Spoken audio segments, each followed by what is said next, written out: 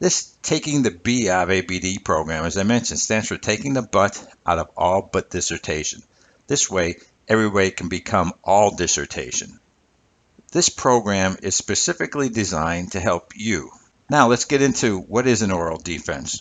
Hopefully you've got a pen handy, you've got to take some notes and learn as much as you can in this series so that when you get to your oral defense, it's a great celebratory time and you'll enjoy yourself, as will your faculty members. The first thing I think when I think about an oral defense is that's a long-held tradition. Universities have been doing oral defenses for hundreds of years. It's the opportunity to bring something from the past, from the culture, this tradition, to current day setting times, because after all, you're moving into becoming part of the top 2% of the people in the world who have a doctorate degree. I mean, you are going to be at the pedestal of education. People are going to look to you as an expert in your field of study. They're going to look to you and think that you can solve problems and make things happen where other people can't because of all your education, because your critical thinking skills, because your reasoning skills, because your communication skills. And they're going to be right, because you have gained so much information that you may not even know the skills that you have developed through your entire academic career. So the oral defense, it's this long-held tradition, and it's part of the student feeling good about themselves, what they accomplished, but also the university being proud of their students as well. And it is a bit of a rite of passage. This rite of passage means that, the people who earned their degree before you did this, now you're going to do it, and the people who are coming behind you will do it as well, because it's worthy of your time and worthy of other people's time to make this happen. The rite of passage is something that you should be proud of. It's this tradition that goes with the first item of the long-held tradition, but the rite of passage where people that you run into that will also have doctorate degrees, that you will have something in common immediately. Doesn't matter what your topic was for your dissertation, doesn't matter how long it took you to get your degree. Everybody will have gone through this rite of passage, and immediately in your scholarly and academic community, you're going to be with people who understand what you went through and vice versa. So this is something that really pays dividends beyond what most people even think. I certainly didn't know this until I was probably 5 or 6 years into having my doctorate degree, where I started to realize the value of the oral defense. Process to ensure knowledge. An oral defense is designed to help all involved gain a sense for what you know. All too often, we see with what's going on with the internet that people can find content there. You can find somebody to write your dissertation. It could be plagiarized. It could be completely designed by somebody else. The research could be completely false. We hope that doesn't happen, but it's happened.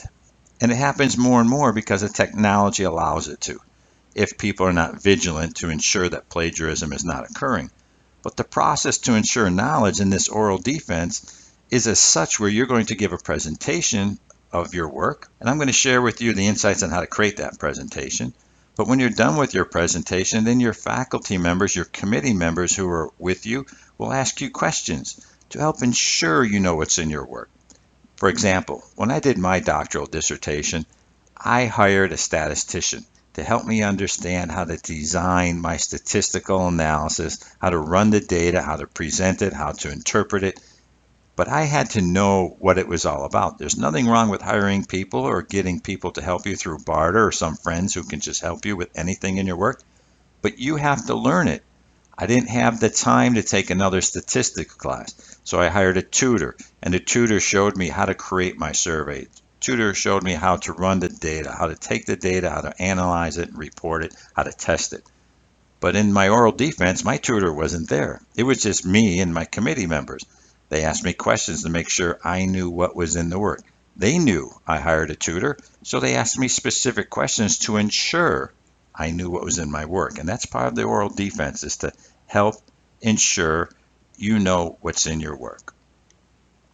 It brings the team together. When you bring the team together, that means you're bringing everybody on the oral defense. Perhaps it's a committee chair and 1 or 2 other committee members, sometimes maybe a university representative will be listening in if you're doing it in an online electronic format, like perhaps a teleconference, or perhaps you're doing GoToMeeting. If you happen to be doing it perhaps like a more traditional university where you're sitting in a room, perhaps a conference room, or some sort of other larger room where other people can come in and watch, it brings everybody together. And this is another great aspect of the oral defense, because it's then going to allow for what I'll describe in a follow-on lesson about the academic discourse to happen. So bringing the team together, in some cases, this is the first time you and all your committee members will be in one place at the same time. Now, it may be telephonically, because you may be in a virtual setting, but having everybody together at one time is a great way for you to end your doctoral dissertation work with everybody being there and sharing in a great dynamic discussion. What is an oral defense? It is a professional presentation. Please don't take this lightly. When you develop your PowerPoint presentation, when you're on the phone or the teleconference with your committee members, remember, this is much like if you were giving a presentation to the CEO of your company or to major stakeholders or to anybody who's of great importance that's going to decide for you whether you graduate or not. Because this is exactly what's going to happen. Some people do fail in oral defense, and I'll share some reasons why. And through this session and the other lessons that are tagged here in these 6-part series, you'll know enough to make sure you never fail your oral defense. But this is a professional presentation. Even some of my mentees, I tell them, you might want to consider dressing up, even if they're going to be on a teleconference and nobody will see them. I say dress up, because sometimes when you're dressed up, you feel the part, you play the part, you are the part, and the presentation's even better. Now, certainly it's not required to get dressed up if you're on a teleconference, but some people need that added perspective to do even better. An oral defense is what I referred to earlier as an academic discourse. An academic discourse is not merely a group of people sitting around a break room having a casual conversation. Here, in your oral defense, the academic discourse is a discussion at the highest levels involving critical thinking, reflective learning, great questions being asked, not always being answered, but the ability to ask greater questions. And oftentimes it's discussions about how your work can be used by other people, perhaps to solve the oncoming problems of the future, or how people can use their work, the data you found, to create that information to give to people so that they can lessen the problem that you wrote about in your problem statement. This academic discourse is what we refer to as scholarly discussions. Oftentimes, this is what you may see when you see some faculty sitting around together and they're talking about some theory and how it was designed or how it's applied, or whose work is divergent, whose work aligns with that. Academic discourse is something you should get used to, particularly if you are working in education. When I became a dean at the University of Phoenix, I was surprised at the high-level conversations where everybody was learning with and from one another. It was amazing. And I think you're going to find, as you get into your oral defense and you prepare for it, that if all goes well, if you follow my strategies and tips that I'm going to provide you in this 6-lesson series, you're going to do great. You're going to have a wonderful time, and you're going to leave really thinking, that was a great oral defense. I learned something, and so did my committee members. An oral defense is also an opportunity to ensure accuracy. Accuracy, not so much of your knowledge as I talked about a few minutes ago, but the accuracy of the document itself, that dissertation. Perhaps it still needs a little editing, or perhaps during your discussions, that academic discourse, a conversation is going to occur and you're going to realize you need to go back into your document and change a few things to make that document, that dissertation, even better than it was when it was approved. The idea of the oral defense provides an avenue to ensure that final document is as good as it can be, as important, because that's going to reflect upon your reputation, your committee members, and your university. The oral defense is also an opportunity to assess learning. Your learning. Your learning, not so much in regards to what did you learn in your content courses, but oftentimes you're going to get questions related to what did you learn from the process of doing your dissertation. Based on your dissertation, knowing now what you know, what would you have done differently? What kind of results might you have expected if you would have done a qualitative instead of a quantitative research? Or what kind of learning may have occurred in your entire process of putting the package together? The oral defense is a great opportunity to assess your learning, not only through your curriculum, but also through your dissertation. It is a pass or fail. So what is an oral defense? It's a chance to pass and move on and graduate, or miserably fail and have to do it all over again. Now, of course, that's not going to happen to you because you're listening to this program, you're proactive, and you're going to be set for success. But the oral defense is a pass or fail outcome. And of course, it's going to be a time to celebrate. When you get done with your oral defense, whether it's at the conclusion of writing chapter 3, because some universities require an oral defense once the proposal is approved, or whether it's at the dissertation stage, once you've collected all your data, you wrote your entire dissertation, you're doing your oral defense for your actual degree completion, it's a time to celebrate in the discussions during the oral defense with your committee members. And that sets it up for once that oral defense is over with, for you to go find your family and friends, let them know how great you've done, and celebrate with them too, and share the good knowledge and goodwill with others. But it's a time to celebrate. Every time you get an opportunity in your degree program, celebrate. I tell my students that I work with, every time you complete a course successfully, you should celebrate. You get a good grade on a paper, celebrate. Every time you get something done in your program, you got a chance to maybe release some stress, share it with your family, celebrate, enjoy the experience that you're going through. So I'm going to share with you now some of the oral defense stakeholders that you may not be aware of, and if you are, I'll give you my perspective about those stakeholders. The first stakeholder group I'm going to address first is the university that you're enrolled in. So who at that university, and why are they so important to be an oral defense stakeholder? Well, they have a reputation. Perhaps that reputation is why you enrolled there to begin with, because you heard some good things they're doing and you wanted to be part of that. And now your work is going to be included and synthesized into that reputation, and you're either going to help that reputation grow or diminish it. Now, I'm sure the work that you're going to do is going to be great. It's going to be significant and substantial. Otherwise, it wouldn't be approved, right? But you're going to add to the reputation. The university wants to make sure that all the university dissertations are significant, substantial, and meet their minimum qualifications for bringing great credit upon themselves. You have program leaders. These might be your deans and full-time faculty, associate deans, program chairs. The program leaders of your university are entrusted with that reputation. So your university program leaders want to help you do the very best you can. And I understand that sometimes by them helping you do the best you can frustrates you because you didn't do the best you can based on what they want you to do. So you have to revise your work maybe a time or two. That's okay. That's part of the process. It's part of the reiterative process of refining one's work to get it to the point where it's acceptable for approvals. Now, that's subjective, but that's just the way it is. And I'm sure your program leaders will give you guidance on what the expectations are. But your program leaders are part of your university's stakeholders. Also are the alumni who went before you and graduated. Their reputation is also steeped into that university. Just as soon as you graduate, that university's reputation is going to be a reflection on you. Could you imagine graduating from a great university and then a year from now down the line somebody asks you what university did you graduate from? And you tell them and they say, oh, that's great. I heard some wonderful things about that university. As compared to, oh my gosh, I can't believe you went there. That must have been easy. Well, the alumni are an important group. I hope you enjoy being an alumni of a university, and more importantly, I hope you join the Alumni Association.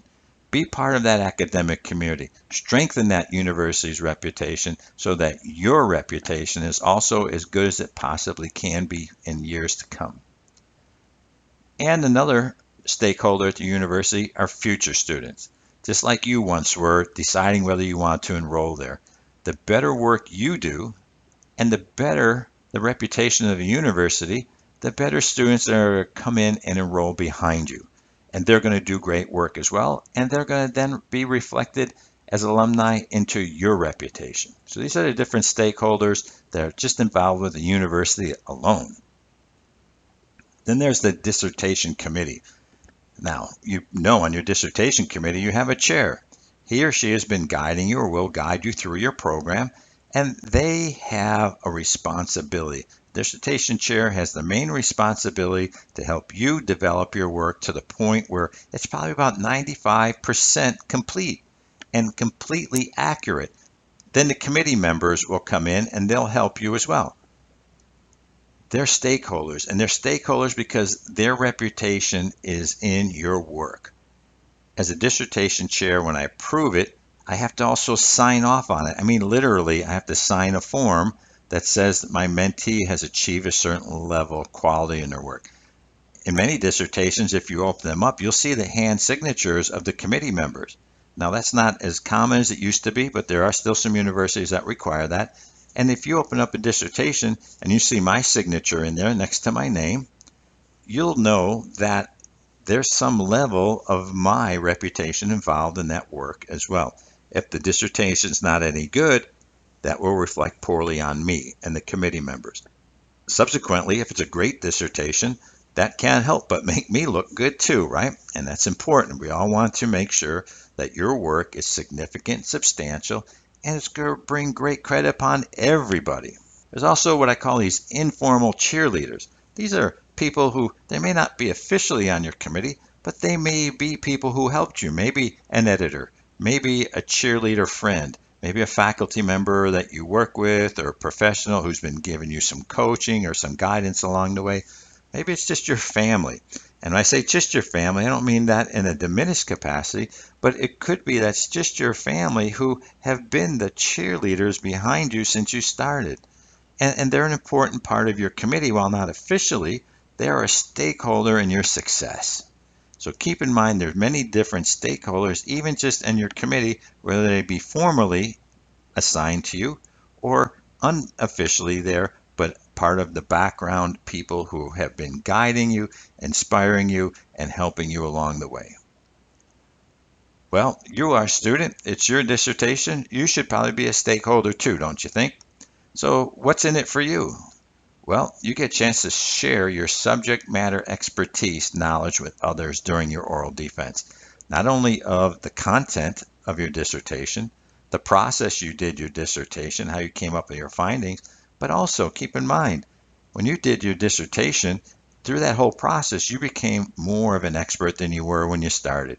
You have all this expertise, and every committee member I've ever seen has always looked at a student in oral defense as an expert, the foremost expert perhaps in that field at that one time, because who else who'd spent 2 years previous to that or even longer doing the research, doing the studying, doing the writing, and becoming somebody who has a knowledge level that exceeds that of practically everybody else, at least for that time frame. So you get a chance to share that expertise during that academic discussion and in just the general conversations during your oral defense. You as a student, be challenged. As a stakeholder, you will be challenged.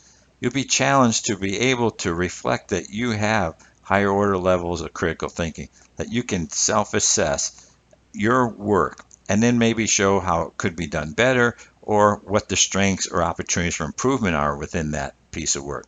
Also within your education, because during your oral defense, and I'll share in a later lesson exactly the types of questions you can expect, that while you're going to be challenged, nobody's going to try to belittle you.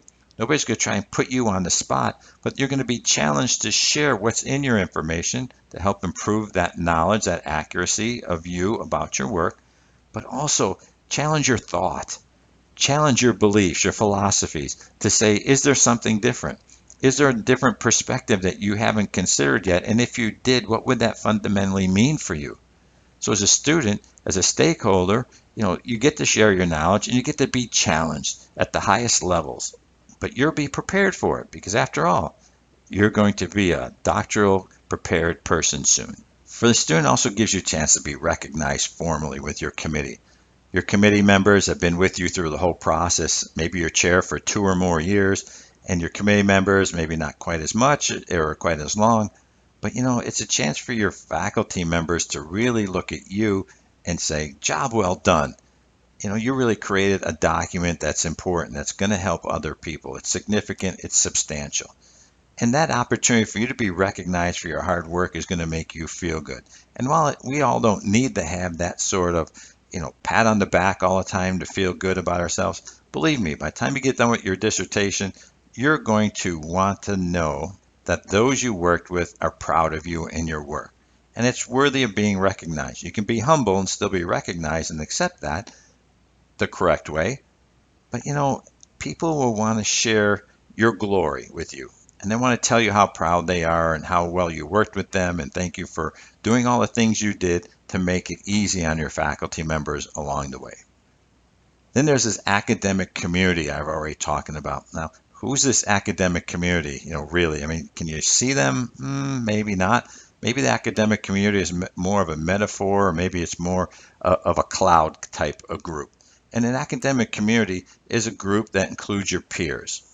They had perhaps some help in you being successful, but this academic community is your peers as you were a student, then it becomes your peers as you earn your degree. Now you have a different group of peers. You have peers perhaps that are in your work environment. Certainly they could be part of your academic community too, because we learn in the workplace. It may not be that scholarly activity kind of group, but the academic community is anybody who is pretty much the equivalent of you in the work that you do in the social settings and professional settings you're involved with. But particularly your peers, when you're in class together, those you started with, they see you graduate and they say, wow, great to see another student graduate. I'm going to be there soon. As well as those who perhaps are already graduated ahead of you, when they see you graduate, they're going to be happy for you because now they know that you've continued on and you've been able to get through what needed to be done to be able to pass your oral defense and then graduate. Sometimes they're unknowable people. It's like those new students or the alumni of the university. You may never meet any of them. You may only meet some of them. You may never know a lot of them.